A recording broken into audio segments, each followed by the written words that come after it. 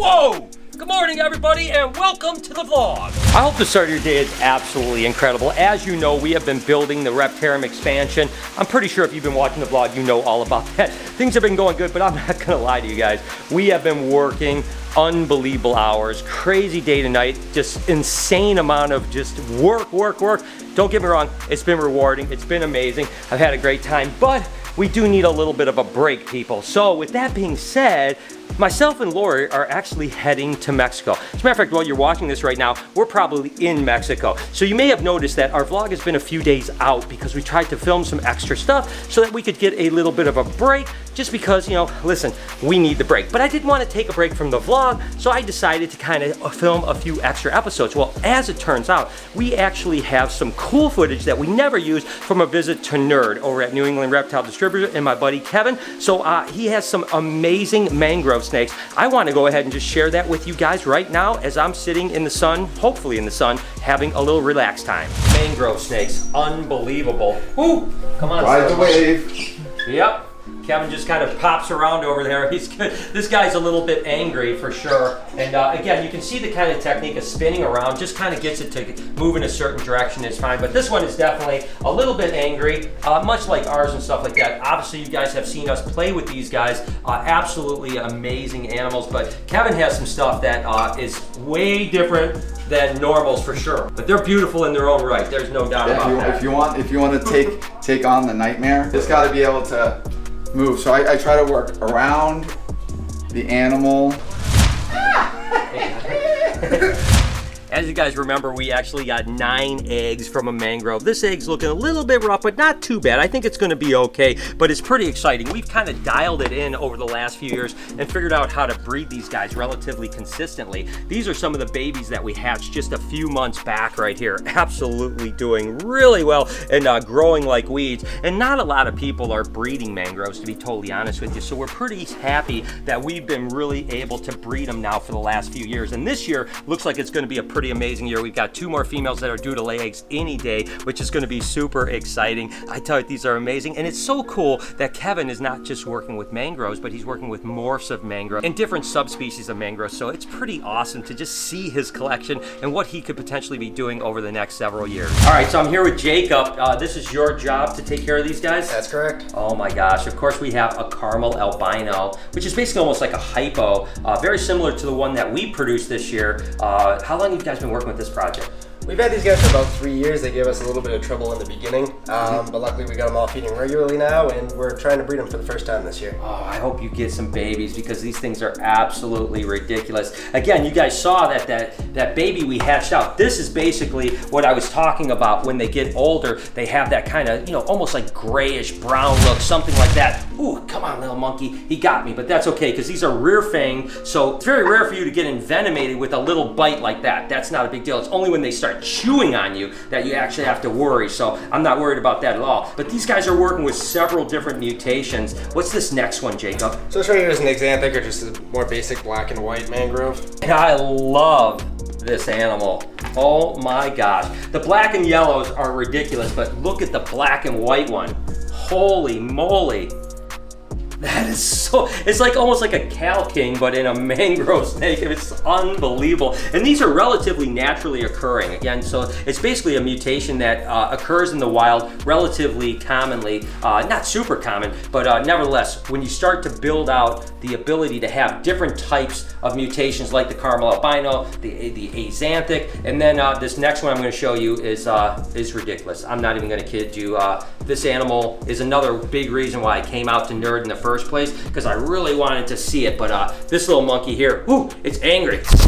In case you didn't know, mangrove snakes are rear-fanged venomous. They don't have a real potent venom, and I've been bit by these guys a couple times, to be honest with you, but I've never been envenomated. But I'm gonna be honest, when I was at Kevin's place, sure enough, I ended up getting tagged, and what happened was I got tagged right in the vein right there. And I tell you what, guys, it actually happened where I got a little bit of an envenomation. Not a whole lot, but just a little tiny bit, and immediately I ended up having, whoa!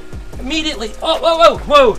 immediately I got a pretty bad headache. I mean, within like 30 seconds, my head was pounding. I felt really lightheaded and a little bit nauseous, and it lasted for a good amount of time. I mean, probably a good half hour, 40 minutes. I had a pretty severe headache, and the actual nausea and lightheadedness went away relatively quick. But that first little bit was a little bit scary because I thought, what could happen? You never know when you might have an anaphylactic shock or get an allergic reaction to venom. But regardless, thank gosh, I was okay, and the snake was fine. So now I know how I react to the mangrove venom. Again, nothing too serious. At least I know I'm not going to the hospital or anything like that. But these guys are truly amazing. And again, really a pleasure to be able to handle some of those animals that Kevin has. That was an amazing experience. And the first time, I can honestly say I had some envenomation from a venomous snake. This is the animal I was talking about on Kevin. What the heck, dude? So this is actually an albino melanota. So this is a T negative. So if you really look at this and you can get your camera in there, the yellow looks like it's painted on. So the white would be where it would normally be black, and then the yellow, you just get this brilliant yellow. But this is probably one of the most fantastic albinos I've seen in any colubrid. Yeah, I agree with you 100%. I mean, just the white, the yellow, that translucence, that is crazy. You can also see, I don't know if your camera's picking up, the blood vessels that are running, and you can see the heart of the animal. Yep. So this is, this animal has big eyes, so this is a nocturnal species. So this is indeed rear-fanged. And the venom of a mangrove snake is no joke, but they don't have the delivery, which is a pressurized venom delivery system. So they kind of have to chew on you. And these guys eat a varied diet. So their prey will include birds, lizards, other snakes, probably fish, pretty much anything that they can pretty much get into their mouths. But this is a very exciting project for us. It's crazy, dude. That thing is gorgeous, man. I cannot wait to see. Put your hand, you gotta play. Gosh, just as crazy. Just don't let them zero in on you and you're good. You're fine, I got it. Wow, this thing is like, it's like power. I mean, it is ridiculous. Wow, loving it. It's crazy. I cannot wait till Kevin actually produces this animal, because this is the other animal that I was excited to see when I came here. I'm excited to see everything, but this was it, man. Wow. What an amazing snake. I've been waiting for this snake for years. Yeah, this is... Been trying to get this. Yeah. Not this particular animal, but I always was like, albino mangrove, really just keyed in there. I also like Gonosoma excephala, which is oh my gosh, yeah. red tail rat snake. Yeah, we just got some. It's just normal. I used to breed them, and years ago I was making these blue ones when I first opened up Nerd. I've obviously been working with colubrids for, 30-something years, obviously. And it's pretty awesome to see mutations now of the mangrove snakes. I've loved mangroves. I remember a friend of mine kept them when I was a teenager, and I was like, oh my gosh, but the truth is, they didn't do well because they were a wild caught. Now that people are actually breeding them, it's pretty amazing, and the mutations are ridiculous. That axanthic looked literally like a cow king. Of course, this is a lavender cow king, but it was crazy. And then that albino, hands down, was probably one of the prettiest albino snakes I've ever seen of all times. I mean, I truly hope Kevin is successful breeding the axanthic, the albino, potentially getting snows. Obviously he's working with those blue divergents. I mean, my gosh, can you imagine how cool it's gonna be to see those babies when he starts producing them? It's a long project. I mean, he's got to get heads, then he's got to raise those heads up and then breed them back. Probably looking 5 to 7 years before we really start to see albinos, axanthics, and maybe 8 to 10 years before we see snows. But nevertheless, it's really cool that Kevin stepped up and is taking the challenge of producing those amazing animals. This is another mangrove snake. It's a different species. All the mangrove snakes belong to the genus Boega. In total, I think it's about 32 different species. There's a lot of different cat-eye snakes, yeah. So mangrove snake is a common term that we use. So this right here is Boega dendrophilia melanota, excuse me. So it's one of the largest species of mangroves that you have out there. These guys max out 6-7 feet. You can find an 8-footer. They're a little bit different than the dendrodendros, which is what we were just showing off. You notice the bands aren't as complete or as pronounced on them. More of a darker coloration with incomplete bands. But pretty similar snakes, similar habits, similar diet, and just all around fascinating animals. Unbelievable. That's gorgeous, and that's the majority of the ones we work with are this species here. So, wow, absolutely cool. And again, guys, thank you so much for understanding that Lori and myself needed a little bit of a break. I'm imagining we're having a great time right now. At least I'm hoping we are, recharging, because you got to remember we're just a handful of days away from the open here, March 13th weekend. I'm sorry to say the VIP tickets are sold out, but I've got some news for you guys. We're going to actually give away 2 tickets for Friday and 2 tickets for Saturday's VIP over at the Reptarium's Instagram page. Over the next week or so, we'll make announcements, but 2 tickets for free for both VIP events. So make sure to follow the Reptarium on Instagram. You'll find out more information, and I'll explain it here on the vlog as well. So anyways, thank you again for kind of bearing with me. I needed this break. I'm going to come back full of energy, full of ideas, and it's going to be absolutely amazing. And then there's another subspecies of the Dendrophilia, which is the Divergence. Absolutely one of my dream snakes for sure. Kevin's been working with these for a while. You guys produce? That's correct. This year we produced them for the first time in captivity successfully in the United States. Oh my gosh. I mean, instead of having that jet black, they have almost that bluish steel look to them. Freaking crazy. I mean, I remember the first time I saw a picture of these guys, I didn't even think it was real. And then now to actually be able to be holding one and messing with it is absolutely incredible. And again, they actually have some little babies over here too that we can take a look at as well. This guy's getting a little bit feisty on me here. Again, you know, you don't want to really get bit if you can avoid it, but they have a pretty tough delivery system where they have to really chew on you to have any really major effect. But nevertheless, gorgeous snake. They're actually quite tractable. So what they do is, I think probably because you are a stranger.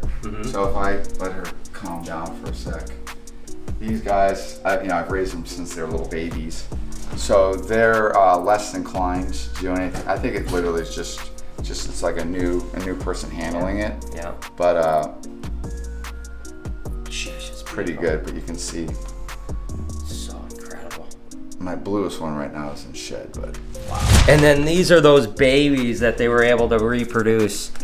Oh my gosh, it's crazy. Now, do you know these have the same kind of incubation time, like 100 days type, or is it longer incubation? Or I think it was slightly longer. Yeah, it's just over 100 days. just over 100 days. So it's wild to have a colubrid that goes so long of incubation, but wow, these babies are ridiculous.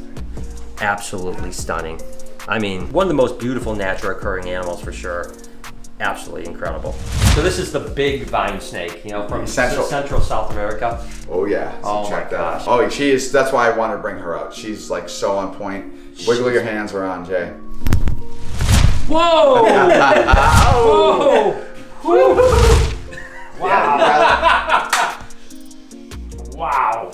So That snake is crazy. So you guys know that you see a lot of Asian vine snakes. They're really a lot smaller, number one. Number two, they're definitely not so crazy. I mean, this is amazing animal. And these are rodent eaters, I'm assuming, huh? yeah, yeah. Oh my gosh, that is a crazy snake. And interestingly enough, they have round pupils, huh?